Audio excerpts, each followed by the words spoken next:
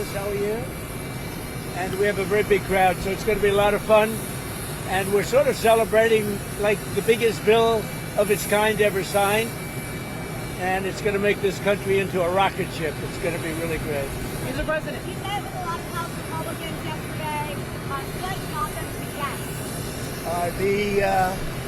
I think when you go over the bill, it was very easy to get him to a yes. You know, we went over that bill, and point after point, biggest tax cut in history, great for security, great on the southern border, immigration is covered. We covered just about everything. Again, it's the biggest bill ever signed of its kind. Mr. President. Some House Republicans that were concerned about the bill said that they had conversations with you where you made some promises. What promises did you make? Did you tell Representative Clyde that you have some action on gun rights? What sort of deals did you make with those? Well, I talked to a lot of different Republicans in doing it, and we had a good time in being there. I did not have much of a problem with any of them. As you know, we had 2 negative votes, but we had whatever it was, the final vote. Yeah, I think a few of them I did, but I think they would have gone yes anyway. No deals, no deals. What I did is we talked about how good the bill is. I mean, that's a deal, I guess, when you think about it. But obviously convinced them, but it was not hard. This is a great bill. This is going to be a great bill for the country. Congressman Ryan Fitzpatrick was one of 2 no's to vote no to this beautiful bill. Do you want to primary him too? Well, I was disappointed that he did that. There were 2 of them that voted no, so I was disappointed that he voted no. Mr. President, what did Vladimir Putin today accomplish? We had a call. It was a pretty long call. We talked about a lot of things, including Iran, and we also talked about, as you know, the war with Ukraine. And I'm not happy about that. I'm not happy.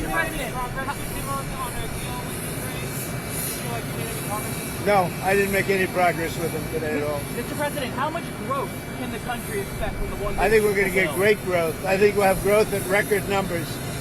This is going to be something that's amazing, and everybody was watching it all over the world. And I want to congratulate the Speaker and Tom Emmer and Steve Scalise and everybody else. I mean, they worked so hard, so hard. This has really been going on for over a year, if you think about it. I think, to be exact, about 14 months. And this was the culmination, and I guess it ended a lot earlier. A lot of people thought it would end up the following afternoon. Well, it ended up late in the evening, but they were great. They were great. What do you think it says? And by the way, on the Senate side, I thought Senator Thune did a fantastic job. What do you think it says about the power you amassed within your party compared to your first term that you were able to get this over the finish line? I think I have more power now. I do. You know, I could say, oh, gee, I don't know. I think I probably do because we've had a great record of success. You know, my first term was very, very successful. We had the greatest economy in the history of our country. I think we're going to blow it away this term. But, you know, we've proven certain things, and yeah, I think probably it's got more gravitas, more power.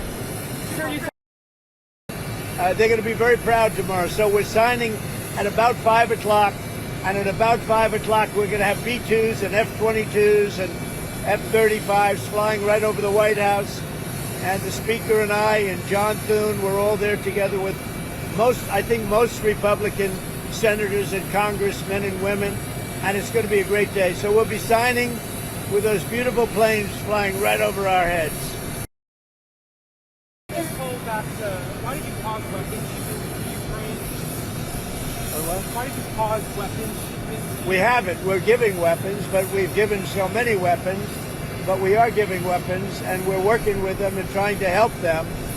But we haven't. You know, Biden emptied out our whole country giving them weapons, and we have to make sure that we have enough for ourselves.